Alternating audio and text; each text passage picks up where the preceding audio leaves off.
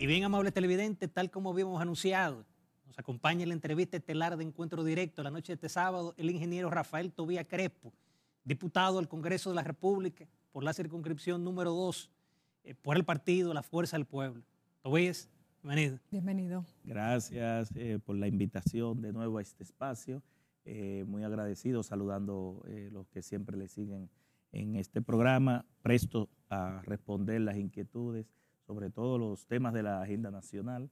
Y nada, siempre me siento aquí como en una peña, muy tranquilo. Gracias, Tobías. Hay que felicitar a Tobías porque vino de celebración todavía, aunque fue el miércoles. Es liceísta el hombre. Se le nota en la sonrisa que continúa. Y conmigo a la mayoría del del pueblo dominicano. Exacto. Gracias, María Cristina. Tobías, sobre el proyecto de fideicomiso que se ha hablado tanto, ¿realmente te satisface? O sea, ¿esta es una ley, pudiéramos decir, orgánica o ordinaria? Bueno, nosotros estuvimos en la comisión discutiendo este proyecto de ley. Hicimos desde la Fuerza del Pueblo recomendaciones específicas muy puntuales sobre el cual no solamente nosotros, sino la oposición también presentó sus objeciones. Desde el Poder Ejecutivo, el gobierno del PRM no se quería modificar ni cambiar el texto de la ley.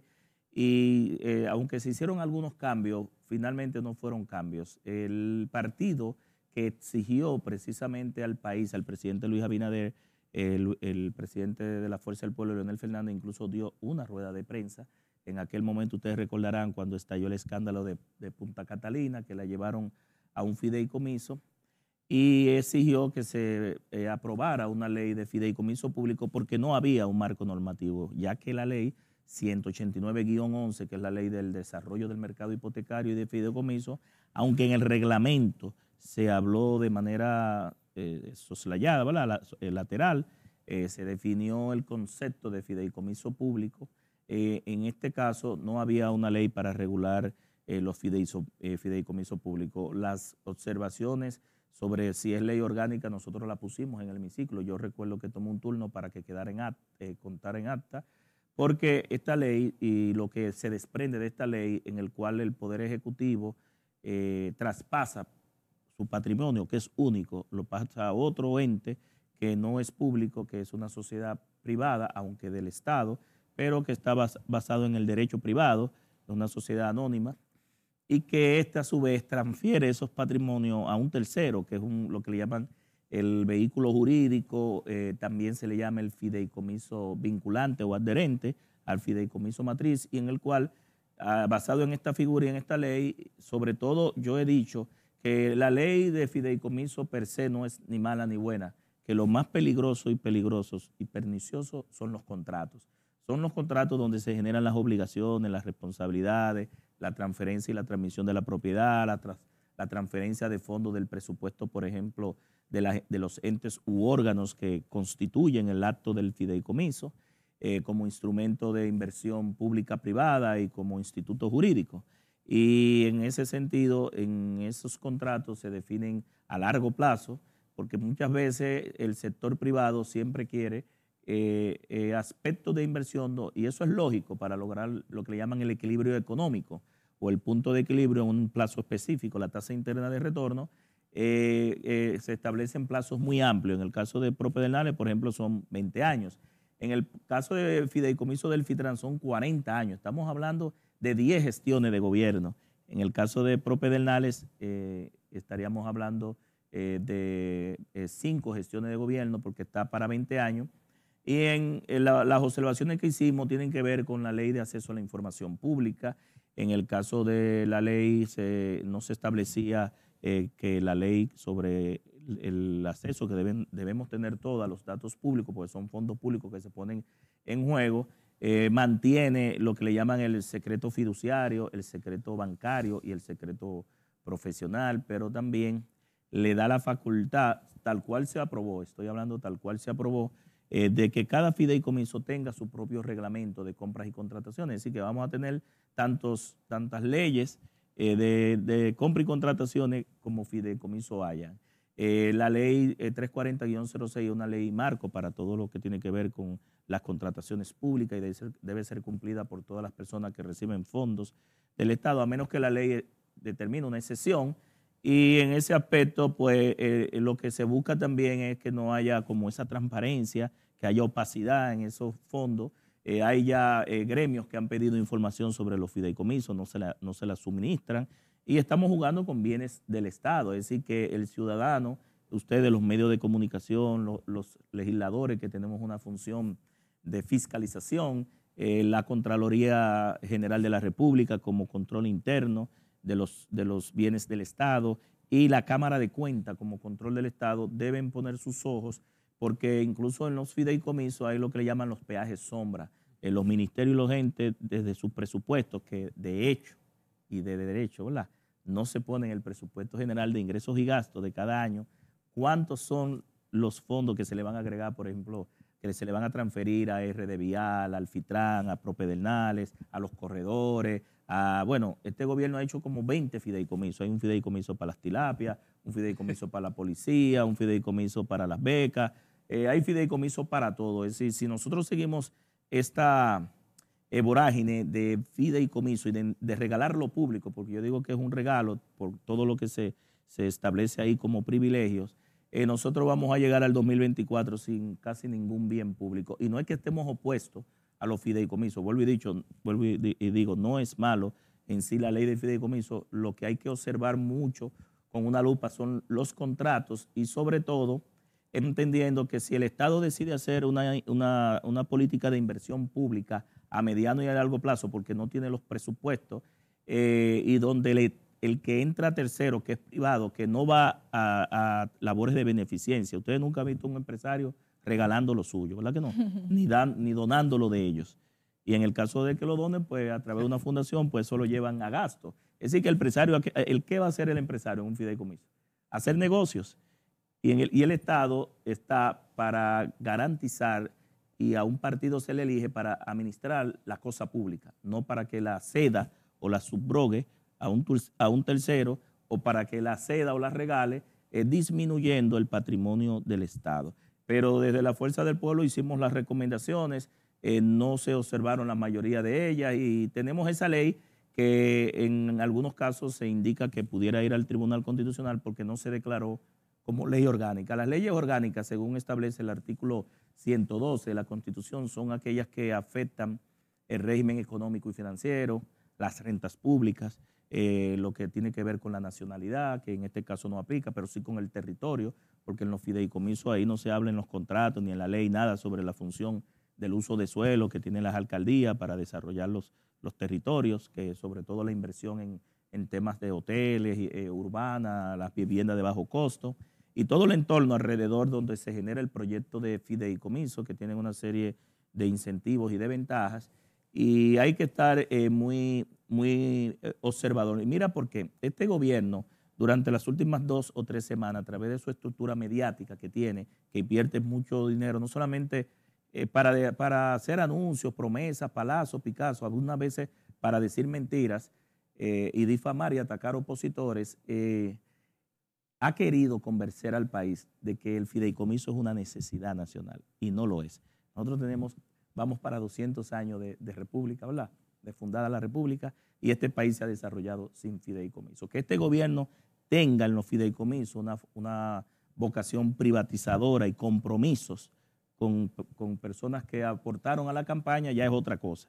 Pero han querido convencer al país de que la oposición estamos haciendo politiquería. No, nosotros estamos asumiendo nuestro rol. Precisamente fue por la oposición que el presidente retiró el fideicomiso de Punta Catalina, porque violaba todo. Y no fue la oposición que pidió la ley, y no fue la oposición que ha pedido que esa ley salga lo mejor, porque tampoco hay leyes perfectas, hay leyes posibles. Sí. Se ha dicho también por parte de personas que están vinculadas al gobierno que desde la oposición, dígase de los mismos legisladores de la Fuerza del Pueblo y del PLD, se busca quizás minar un poco la transparencia con no apoyar la ley de fideicomisos y que está ahí la parte establecida del libre acceso a la información, donde la ciudadanía posiblemente tendría los accesos para conocer a fondo las negociaciones que muchas veces se hacían tras cortinas. Entonces, ¿qué opinión le merece a usted esa posición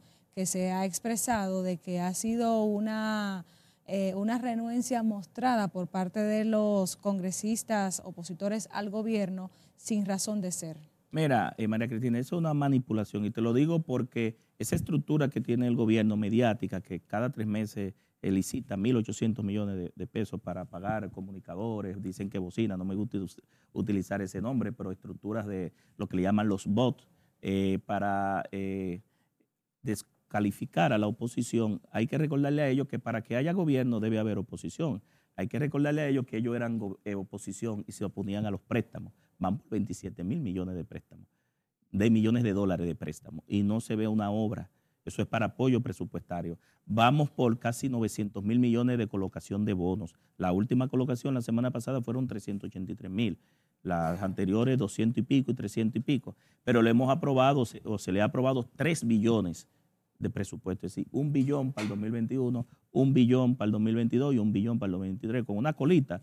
Y adicional también se le aprobó en el 2021 44.000 millones adicionales para dedicarlo a terminar 722 escuelas que no la han inaugurado, 17 hospitales, 2 unidades de atención primaria y 4 carreteras. Entonces uno pregunta en qué se está yendo el dinero. Si tú te vas a los contratos de fideicomiso, dice que la fiducia no puede entregar información y no la entrega. Yo, por ejemplo, tuve acceso de los corredores que estoy en el sector porque una de las partes nos lo hizo llegar. Pero si tú quieres saber cuál es el contrato firmado del corredor de la Charles o de la Winston Churchill, no va a tener acceso a él. El colegio médico vía al presidente, el colegio de abogados vía al presidente pidiendo información sobre los diferentes fideicomisos y no se la han dado. Es decir, que yo creo que es lo contrario, que el gobierno ha estado tirando una bola de nieve para que nosotros nos dispersemos en la discusión de la ley y no vayamos a los contratos. Vuelvo y repito. Lo importante de los fideicomisos son los contratos, que es donde se generan las obligaciones, los compromisos, las deudas y todo lo que son los aspectos de las negociaciones. Tobías, en esta semana, en rueda de prensa, el presidente de la República, Luis Abinader, mostró lo que son una serie como de cifras económicas del año 2022, pero él defendió lo que es su política económica, pero a la vez también criticó, diciendo como que la oposición no tiene nada que mostrar. O sea, su opinión al respecto.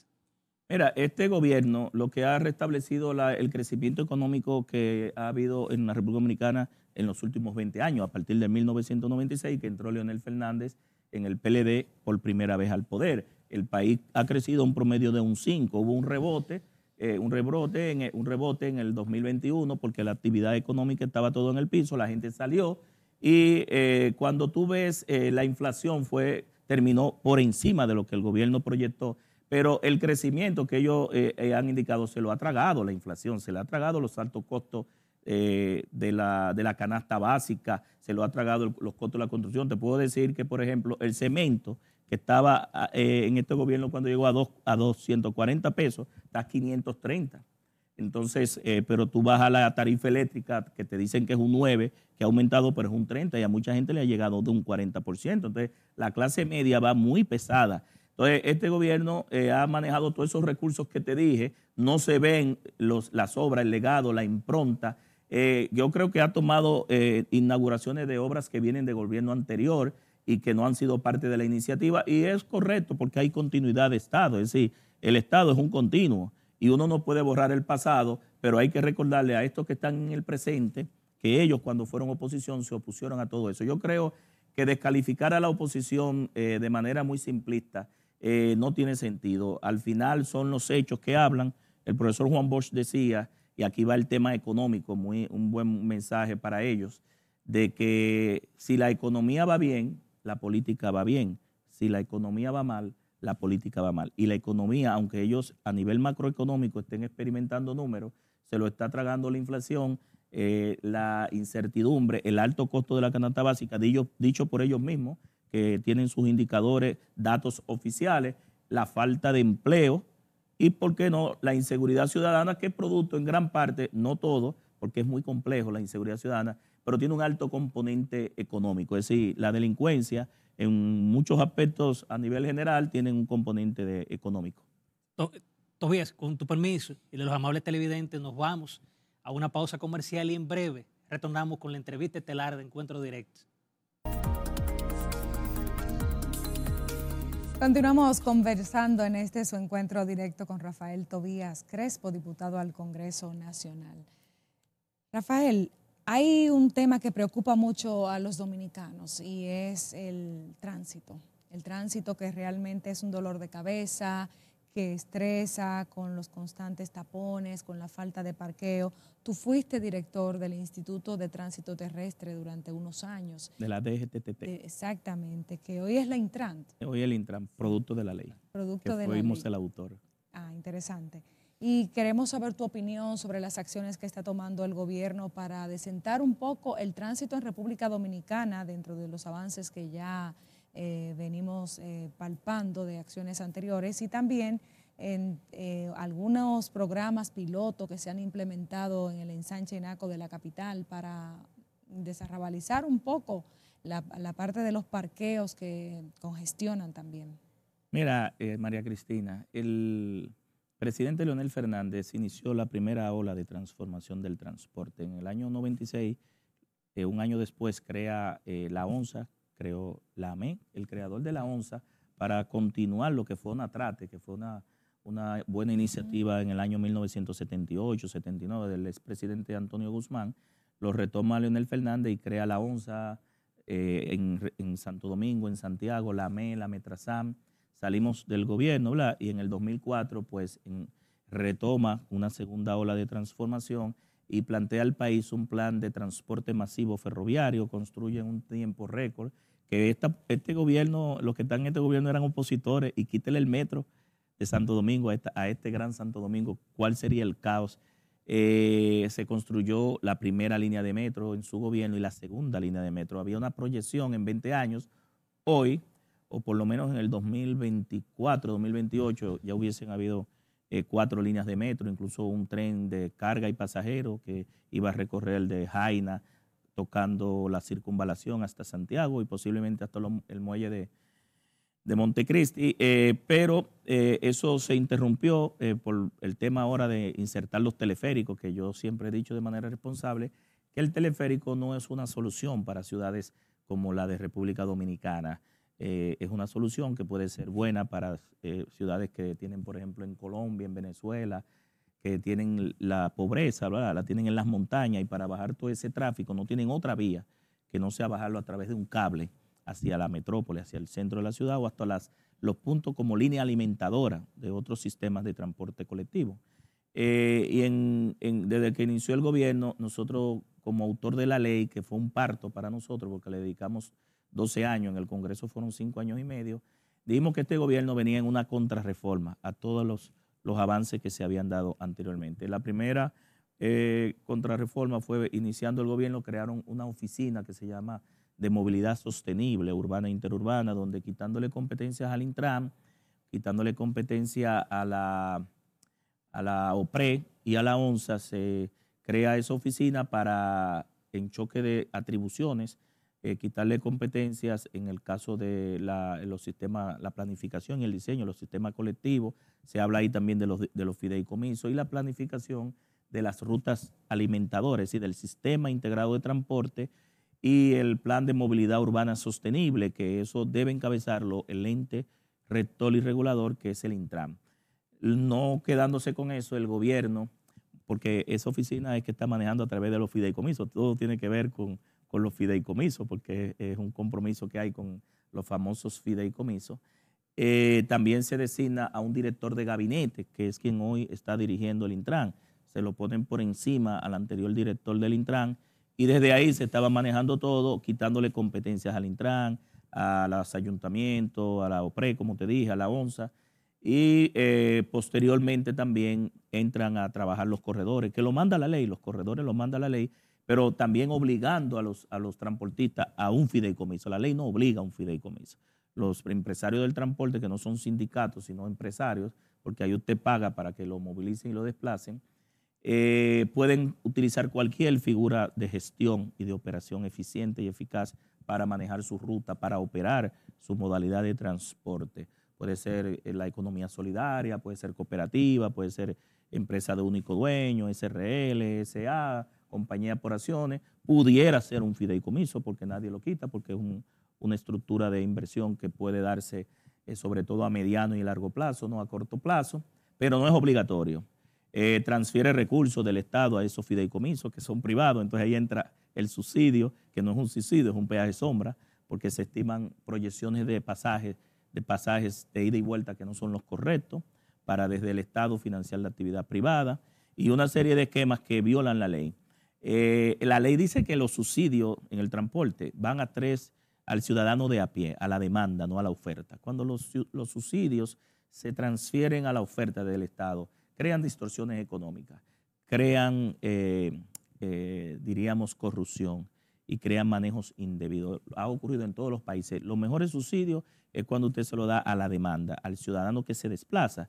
Entiéndase, aquellos que tienen ingresos mínimos, estudiantes, policías, militares, discapacitados, personas envejecientes, de escasos recursos, que por ejemplo en Brasil, ¿qué hizo Lula? Transfirió 22 pasajes de ida y vuelta a través de los programas sociales hacia las personas de escasos recursos, porque el de clase media generalmente busca su forma de desplazamiento y la gente de clase alta tiene asegurado cómo desplazarse de su casa de su casa al trabajo o a los centros de diversión, a las clínicas, a los estudios y de vuelta a su casa. Se queja porque dice que son los que tienen que pagar las consecuencias de la clase media, María Cristina, paga los programas sociales, de los pobres y paga las grandes evasiones de los grandes millonarios. Que tú sabes todavía que yo he dicho... Va muy pesado la clase media. Pero entonces tú al señalar de los subsidios que solamente irían a los de menos ingresos, pues ellos también no, porque déjeme decirte que en todos los países el transporte es subsidiado. Claro. Lo malo no es el subsidio, es la forma, el cómo se dé el subsidio. Porque tú sabes que hay personas que están en el primer y segundo quintil que sus ingresos no les alcanzan. Y en República Dominicana, déjame decirte que el transporte es caótico, es malo, es, bueno, todo lo que pudiéramos decir, pero es carísimo. Que tú sabes todavía que carísimo porque nosotros en República Dominicana los ciudadanos de a pie gastan de un 20, un 25 y hasta un 30%. A veces tienen que pedir bola. Y tú lo ves cuando salen del metro, que tienen que recorrer el kilómetro para llegar a su trabajo porque no tienen el segundo pasaje y van a pie al metro y retornan a su casa a pie. Y en los países de América Latina, para no irnos a Europa o a Estados Unidos, los países, el promedio que se gasta en transportarse es un 4, un 6, como mucho un 8. Que tú sabes todavía que yo siempre he dicho que aquí este es el único país, con ese tema de lo que es el tránsito, que es el único país donde tú ves un semáforo funcionando y un AME ahí queriendo controlar, que a veces entapona más el tránsito. Mira, nosotros lo hemos dicho, incluso aquí en el distrito hay un sistema inteligente de control de tráfico, que este gobierno está queriendo decir que son ellos que lo trajeron. Eso está del primer gobierno, Leonel, 1999, y se quedó una empresa dándole mantenimiento que es la que sigue y siempre ha estado ahí. Y eso existe, ese sistema inteligente de tráfico conectado por fibra óptica, 300 y pico de intersecciones en el Distrito Nacional, con unas aplicaciones que generan de manera automática, tiene espiras que detectan el flujo vehicular y asignan de manera dinámica el patrón de flujo, qué cantidad de tiempo a cada intersección, y que incluso cuando ustedes ven que a las 11 de la noche usted lo ve intermitente, amarillo y rojo, eso es un comando que se le da de aquí de la 27, aquí hay un sistema inteligente de tráfico. Ahora, ¿qué pasa? Que cuando tú pones a un agente de la DGC a interrumpir esa inteligencia, la gente dice, oye, pero semáforos inteligentes y agentes brutos, porque rompen la inteligencia. Pero es así, cuando un agente te rompe el sincronismo, incluso, no sé si ustedes han tomado en la Churchill, que usted puede tomar ondas de verde, sí, pero cuando hay un agente te rompe la onda de verde. Entonces rompe el sincronismo y la inteligencia que está en el control. Pero también que rompe un agente de la DGC cuando sustituye el semáforo, que este es el único país del mundo que eso ocurre. Lo que nosotros le estamos enseñando a los niños en las escuelas. En las escuelas los niños aprenden que el rojo, ¿para qué es? Es para parar, el verde para cruzar y el amarillo es prevención. Y entonces la gente, cuando el hijo tuyo se ve que tú te vas en rojo, te dice, papi, pero tú te estás yendo de rojo. No, mi hijo, es que la gente me está mandando a pasar. Eso lo vivo diario yo con mi hija. A veces incluso que me ha pasado y eso provoca accidentes porque las señales de tránsito son un código que uno la decodifica, el conductor y el pasajero. Un agente te dice, pasa, y otro te dice, detente. Entonces tú le dices, ¿a quién le hago caso? Y entonces el de atrás te está tocando la bocina porque vio una de las dos señales y actúa según su conveniencia. Es decir, tener un policía de tráfico debajo de un semáforo no tiene sentido a menos que haya un conflicto en la intersección, un accidente, va a pasar el presidente de la República o momentos específicos que hay eventos, ¿verdad? Que hay que darle paso de una ambulancia, una marcha autorizada, pero el agente debe estar antes del semáforo para hacer respetar la cebra, el paso de peatón y la línea de stop, que siempre está antes del paso de peatón para que los choferes, los conductores no se paren encima de la cebra, o después del semáforo para fiscalizar la luz roja, pero nunca debajo para sustituirlo. Tobías, hay un tema también que preocupa mucho a los dominicanos, el tema de la inseguridad ciudadana. ¿Cómo lo ves? ¿Cómo como partido ustedes definen los esfuerzos que está haciendo el gobierno dominicano para enfrentarla? Mira, el presidente Luis Abinader prometió en campaña y el PRM que en 2 años íbamos a estar en un oasis. Él lo habló de que estamos en un oasis, un paraíso. Yo no sé para quiénes, porque a los ciudadanos de a pie, cuando salen a la calle, que lo atracan, que les roban, que le quitan los pocos ingresos que tienen, que no pueden estar tranquilos y que los teteos, los temas de tiroteo que se están dando en muchos barrios con el tema del microtráfico, llevan a una de las mayores preocupaciones que tiene el dominicano, que es la inseguridad ciudadana. Y ahí el gobierno también se quemó. Es decir, la preocupación por la seguridad ciudadana y donde tenían expertos, que el plan Giuliani, que los expertos de Colombia, de España, y eso no se ha visto. Ahora nos piden más tiempo, pero la muerte y la vida no puede esperar. El gobierno debió, en el tiempo que tiene, eso que dijo que iba a tener, que no se ha visto.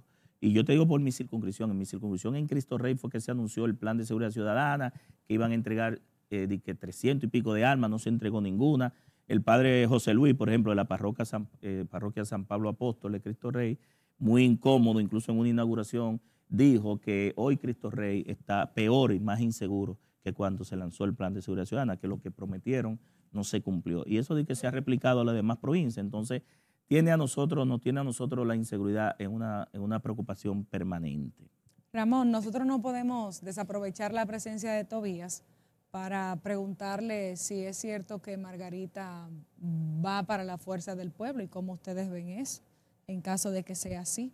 No tenía esa información, pero a la Fuerza del Pueblo se están agregando eso lo dijo Vinicio Castillo. Muchas figuras. Bueno, él está informado, no sé si la información es correcta, no puedo garantizártela porque no la tengo. Yo cuando me falta datos no opino, pero sí te digo que nosotros tenemos una gran alianza y es con el pueblo dominicano. Con el pueblo dominicano porque Leonel Fernández todos los días, toda la semana está juramentando personas, no solamente del PLD, que es el partido donde nosotros originalmente vinimos, sino también del PRM. Ahora mismo los PRMistas están desencantados, pero están ustedes la engañados. recibirían bien en caso de que ella vaya y se juramente en la Fuerza del Pueblo. Bueno, esa es una información que todavía no lo tenemos. En caso de que se dé, todo partido quiere sumar y crecer. Y hay que ver si esa decisión es correcta y uno analizarla en su vertiente. Pero al no tener la mano, no te pudiera indicar. Pero siempre los partidos necesitan su crecimiento y sobre todo que cada una de las personas que llegue venga a aportar, a crecer. Y en eso que está. El año pasado nosotros, los últimos 2 o 3 años, el partido que más ha crecido es la Fuerza del Pueblo. Este año es el año de la consolidación y el año 2024 el año de la gran victoria. ¿Por qué? Porque Luis Abinader está obligado a ganar en primera vuelta y los números no le dan. Y en segunda vuelta no gana. Es decir, que la Fuerza del Pueblo es el partido a ganar para las elecciones de mayo del 2024 con Leonel Fernández a la cabeza. Bien, Tobías, solo nos resta agradecer tu participación aquí en Encuentro Directo. Muchas gracias. Gracias a ustedes. Gracias y buenas noches. Buenas noches. Bien, amables televidentes, nos vamos a una pausa comercial y en breve volvemos ya a la rectica final de Encuentro Directo.